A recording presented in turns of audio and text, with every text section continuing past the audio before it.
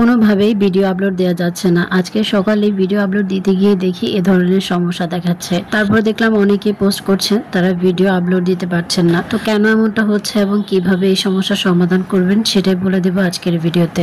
ভিডিওটা কিন্তু খুবই গুরুত্বপূর্ণ, তাই শেয়ার করে অন্যদেরকে দেখার সুযোগ করে দিবেন আশা করি।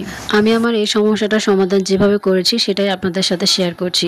শুরুতেই যখন আমি একটা ভিডিও আপলোড দিই তখন সেটা আপলোড হয় না। তারপর আমি চিন্তা করলাম যে এটা হয়তো বা নেট প্রবলেম হতে পারে। তারপর আমি আবার আপলোড দিলাম, তখনও কিন্তু ভিডিওটা আপলোড হয়নি। এই প্রবলেমটা হওয়ার কারণ হচ্ছে অনেক সময় আমাদের মোবাইল স্টোরেজ মানে আমাদের অ্যাপ স্টোরেজ ফুল হয়ে যায়, তখন কিন্তু এই ধরনের প্রবলেম দেখা দেয়। তো এটা সমাধান করার জন্য আপনি চলে যাবেন সেটিংসে চলে যাওয়ার পরে আপনি নিচের দিকে স্ক্রল করে দেখবেন অ্যাপ নামে একটা অপশন আছে, আপনি অ্যাপে ক্লিক করবেন।